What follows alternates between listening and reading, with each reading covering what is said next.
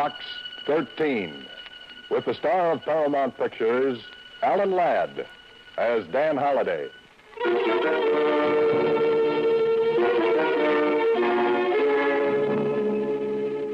Box 13.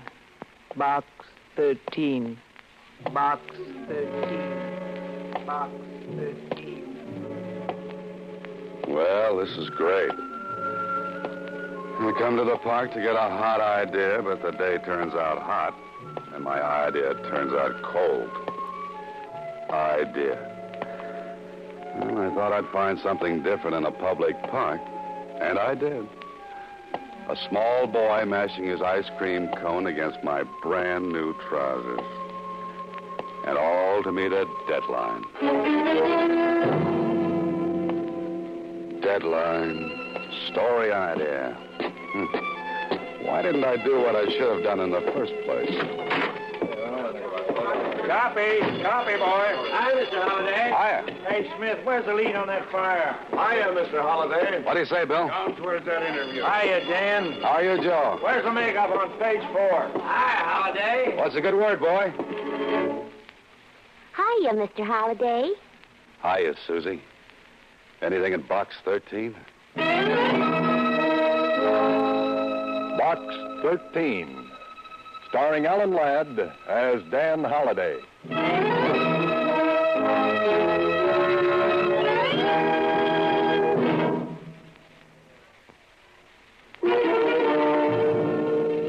Now for Box 13, starring Alan Ladd as Dan Holliday.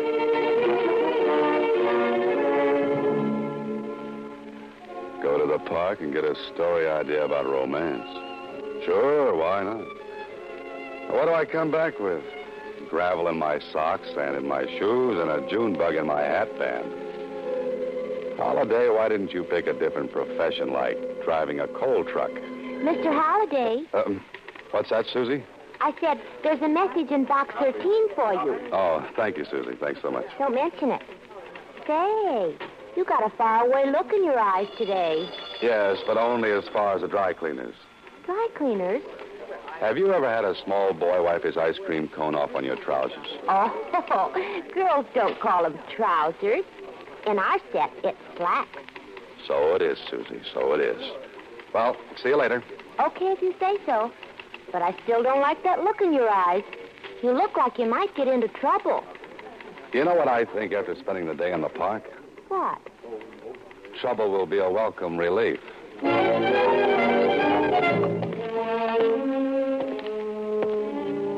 Why did I ever have to decide to be a fiction writer?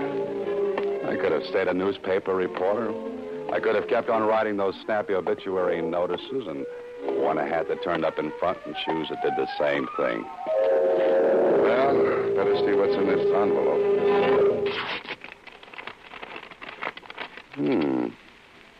If you want real adventure, be at the corner of 7th and Main at 10 p.m. tonight. A black limousine will pick you up at that time. Do not try to engage the chauffeur in conversation. What's this? No signature. Oh, no signature.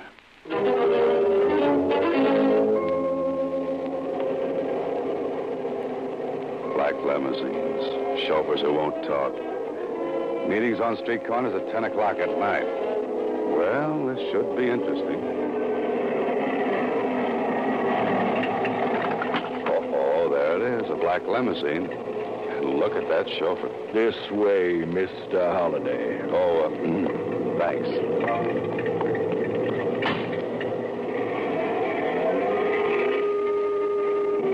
What a character this driver is. He looks like he spent his nights on a nice cold slab down at the morgue.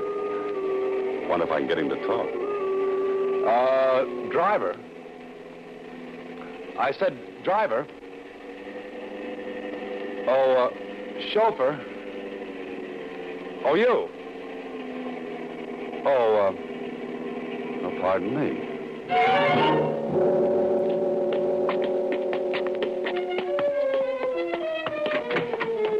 Through there, Mr. Holliday. So you do talk. I was beginning to wonder about that. This way, Mr. Holliday. Who's that? It's only me, Mr. Holliday.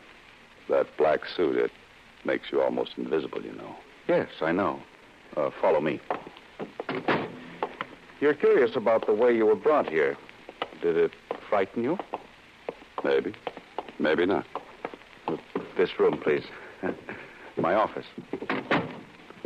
Well, this is very cozy. Well, I'm glad you find it so. To eliminate a lot of questions, I'd like to say this. I know all about you. All? You're a successful writer. Apparently you fear nothing, and I would presume that some of your adventures spring from that ad you run every week in the Star-Times. Did you find it interesting?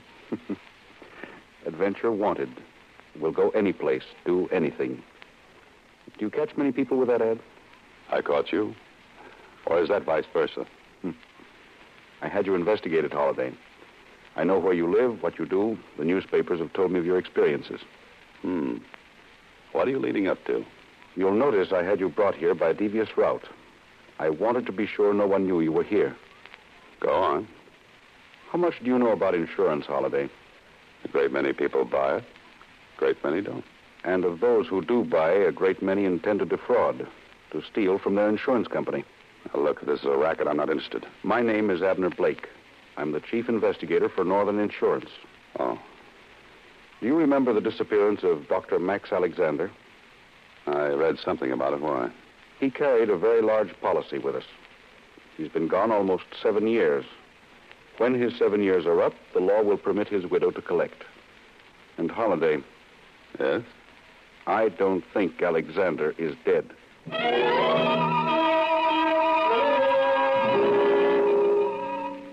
This man has the coldest, frostiest eyes of any professional man-trailer I've ever seen. And he's loaded with energy. Energy which I'll bet has helped him track down the people who tried to cheat his insurance company. Boy, I'm glad I'm on his side. If you'll think back, Dr. Alexander performed a very delicate brain surgery on a prominent man. The operation was not successful. I remember that. He was criticized in some circles for taking a chance. Immediately after the patient died, Alexander walked out of the operating room, the hospital, and so far as we've been able to prove, right out of this world. But I still feel that he's alive, somewhere. And you believe it's an insurance fraud? I'm sure it is. And I have a reputation, Holliday. No one has ever attempted to defraud Northern Insurance and has been successful. You, suspect Mrs. Alexander? Hardly. She's barely left her house in all these years. She receives no mail except from her daughter. Her daughter? She lives in New Mexico. What about your regular men? They've looked everywhere. They've come up with absolutely nothing. Police? Same thing. And you're afraid you'll have to pay off? No. Not if I have a smart man, a resourceful one. A man who can be as relentless as I am. And I think that man is you.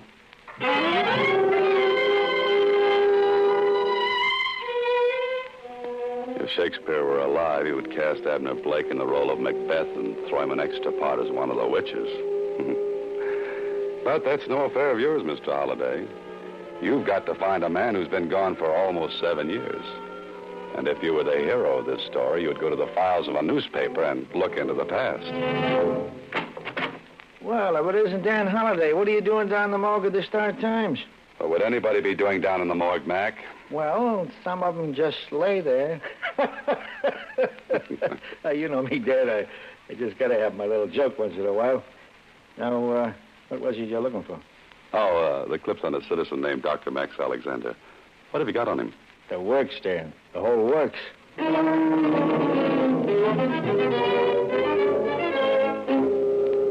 Prominent man dies following delicate operation. Doctor criticized for taking chance. Dr. Alexander walks out of operating room and disappears. Grief-stricken wife employs private investigators when police fail to find Dr. Alexander. Dr. Alexander given up for dead.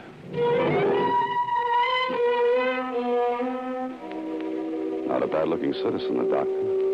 He's been shot from more angles than Miss Philadelphia at Atlantic City. Kindly eyes, intelligent face, strong chin. Yes, Doctor, when I see you, I'll know you. And I hope to see you soon. Yes. Oh, Oh, I'm Dan Holliday, Miss Alexander. I'd like to talk to you about your husband. My husband is dead. Well, some people think he isn't. They found something. They think he's alive. Come in. Now then, Mr. Holliday, who are you? And why are you looking for the doctor? A commission from the insurance company. I hoped you might give me some information. It was on all the front pages. That's exactly as it happened? Yes. He was never seen again. Oh, Mr. Holliday, if only you could find some trace of him. I'm going to try. You don't know how terrible it is. Almost 7 years. But still, I've had the feeling that he'll come back someday.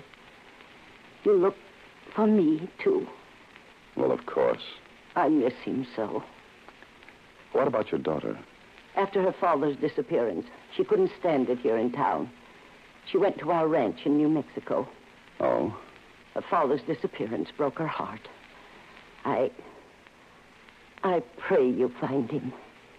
Mrs. Alexander, so do I. Mrs. Alexander is a grief-stricken old lady. One who sincerely wants her husband back. So, where to look first? This is the build-up to the main story, Holiday, and if you're smart, you'll bring in all the characters. Where to, mister? I want a drawing room to Albuquerque, New Mexico. Well, Holiday, you've got a railroad ticket and an hour to make the train. Got to get back to your apartment, a quick shower, pack your bag, and get on your way. We've been waiting for you, Mr. Holliday. Well, gentlemen, is this a pleasant intrusion? And I hope you are gentlemen. We were positive you wouldn't mind. Oh, of course not. People break in here regularly. Good. Sit down. If you don't mind, I like the air up here. As you wish. I understand you like to travel, Mr. Holliday. Travel? A wonderful pastime, travel. Ever think of South America? Often. You see, I'm a Carmen Miranda fan. How would you like to go to South America? For me, all expenses paid. For as long as you want to stay. What would I have to do? Just forget a few things. Like New Mexico? Particularly New Mexico. Give me about 2 weeks and I'm your man. You don't seem to understand. You're leaving tonight. Well, that's what I mean. But I'm going west. No, south. You and I would make a nice compass together. Now, suppose you point north and walk right out of this apartment. Oh, and don't forget your gorilla. You mean Spencer? If that's his name, I mean Spencer. You'll hurt his feelings talking that way. Well, that makes us even. Just looking at him hurts mine. Is it South America? In a way. At least I'm showing you the open-door policy. Now, get out, you and your gorilla. Spencer. I wouldn't recommend that. So? I said get out. Have you ever stopped to consider something, Mr. Holliday? What? You may never get to New Mexico.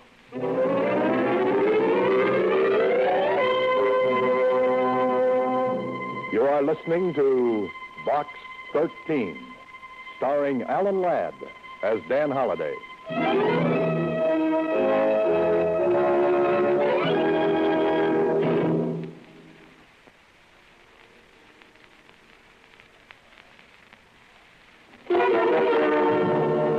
And now, back to Box 13, starring Alan Ladd as Dan Holliday.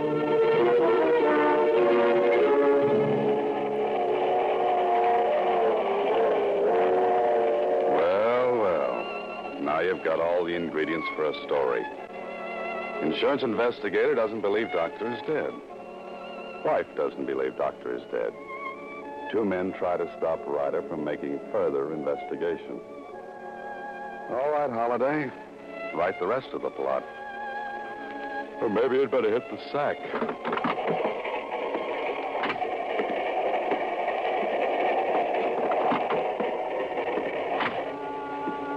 is very pleasant. I've got a comfortable drawing room, and I'll bet it's got 1,000 springs to ease my worries.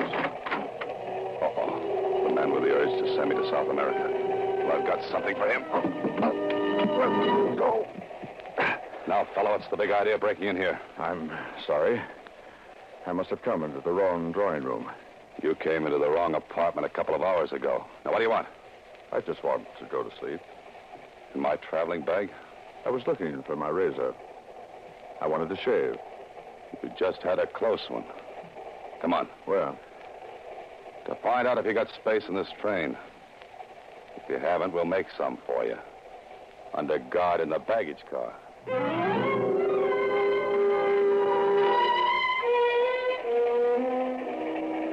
This is fine. I couldn't prove a thing. My friend had space, and to the conductor, it seemed like a perfectly logical thing to mistake car 19 for car 18. I wonder who this man is and who's in back of him. Next stop, Albuquerque. Albuquerque. Well, that's the end of the line for me. And I hope I don't mean that too literally.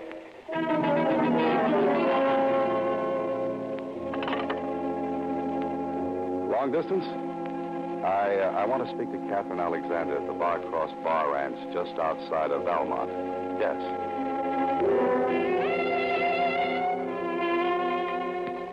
Hello?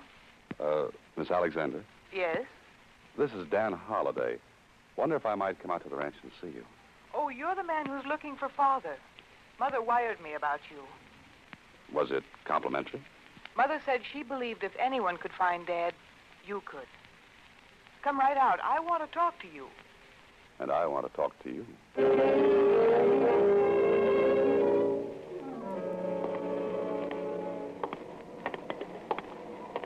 Cab, mister? Yeah, ever hear of Valmont? Sure did. Know where it is? Sure do. Very far? Sure is. Can you take me there? Sure can. You got enough money to pay for the trip? Sure have. Let's go, then. Sure thing.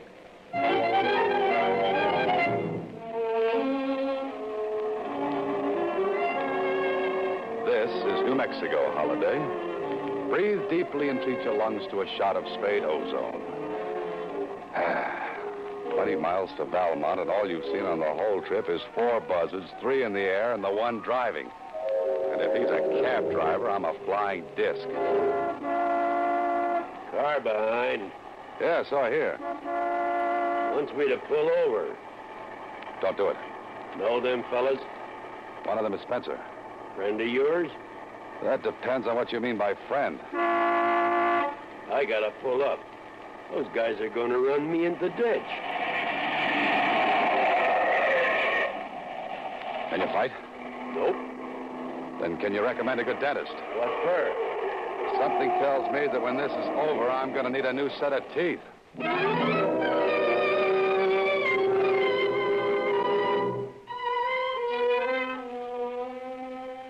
You feel better, young man? Yeah, thanks. What happened after those 2 fellas jumped me?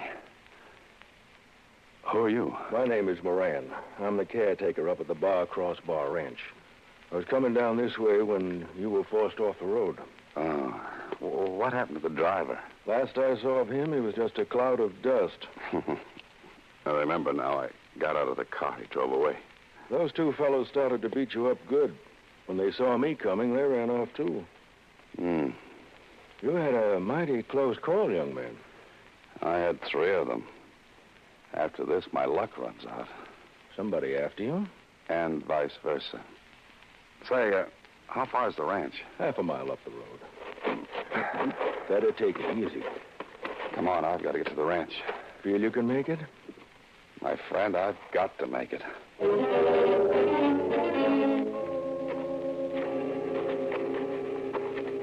This is not good. Spencer and his girl have followed me all the way out here, trying to stop me at every turn. Maybe I'm getting warm. But if that's true, why hasn't someone else found Dr. Alexander? Here's the ranch house, Mr. Holliday. You say Miss Catherine was expecting you? Yes, but hardly in this condition. You're Dan Holliday? Oh, what happened? You're all beaten up. So this is Catherine Alexander. What a beautiful girl. And what beautiful eyes. You'd better lie down, Mr. Holliday. You're badly hurt. Oh, no, thanks, Miss Alexander. I don't feel that bad. I just look that way. Anything more I could do, Miss Kathy? Oh, no. No, and thank you so much. If you hadn't come along, Mr. Holliday might have been badly injured. Perhaps fatally. Thank you, Miss Kathy. Now then, how about a hot shower? You can get a rub down and change of clothes. Miss Alexander, you read a man's mind. Sometimes that's a pleasure. Depending on the man. You're depending on me? What do you think?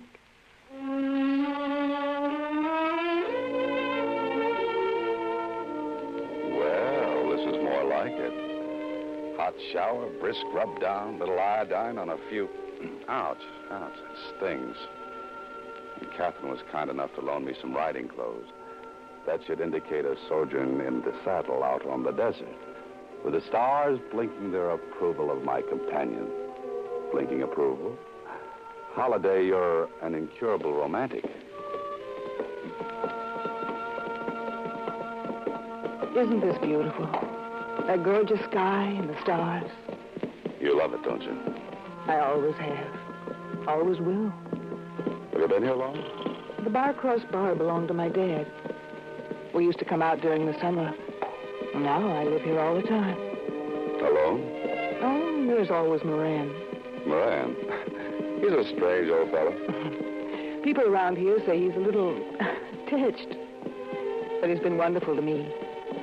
Oh, say, those men who jumped me down the road. Moran, ever see him before? Well, how could he? They were strangers. Oh. Your mother told me you've been searching for your father a long time. Yes. Mother and I have spent a fortune on private detectives, investigators, following up leads, but nothing ever happened. Yes, I know. Oh, tell me, Miss Alexander. Kathy, please. Kathy, have you any idea where I might begin to look? I thought you might give me a starting point. Not unless it would be back in the city. He just walked out one day. No one ever saw him again. Well, I'd better go back there and start from scratch. You don't have to leave. Right away. I'd enjoy staying a while. Maybe I have been lonesome. Perhaps I've forgotten what companionship can be. Perhaps. You'll stay a while? A while. Good. Say, the time. We'll be much too late for dinner. Come on, I'll race you. You're on. Hurry or I'll beat you. I'm at the corral gate already. Kathy, look out!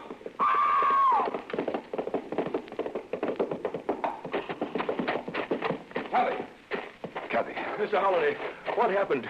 You were racing. The horse stumbled over that lower bar and threw her.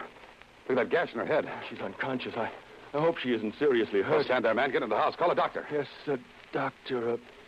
Doctor. Hurry, will you? Of course. Get into the medicine cabinet in the house. I need some bandages. She may be suffering from multiple contusions. Multiple contusions? Or even a compound skull fracture. Hurry, will you? Compound skull fracture? All right, I know if you can find it. Hurry, I said. There isn't much time. Okay. Dr. Alexander.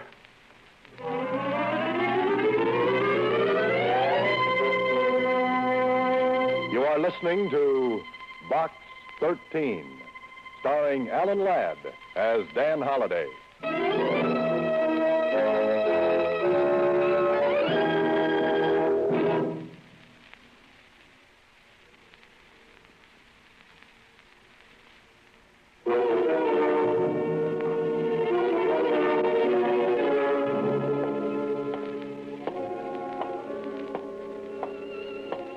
Well, now I'm back in the city again, walking up the street towards that same grim gray house where I first met Abner Blake.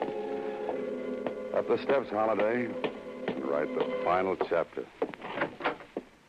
That was a nice job, Holliday. I was nice about it. What do you mean? You didn't see the look in Dr. Alexander's eyes when he recovered his mind. And that lovely, lovely girl being mixed up in a deal like this. If you feel sorry for her, you're making a big mistake. Yes, I know.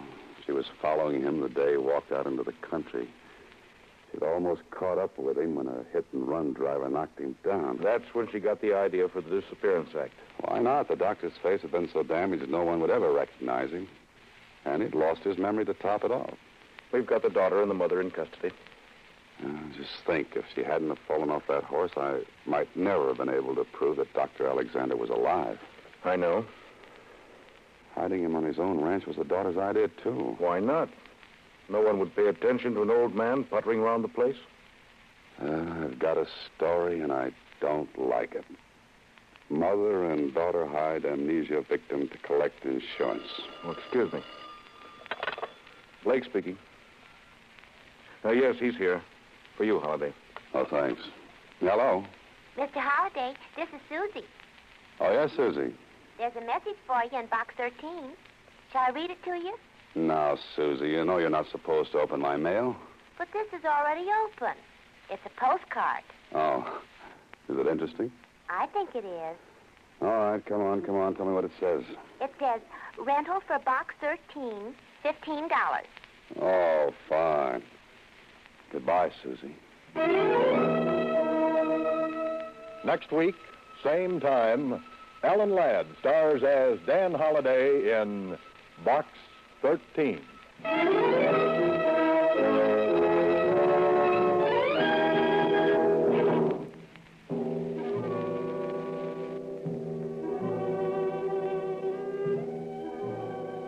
Alan Ladd appears through the courtesy of Paramount Pictures and may currently be seen in Wild Harvest. Box 13 is written and directed by Ted Hediger. Original music was composed and conducted by Rudy Schrager. This is a Mayfair production.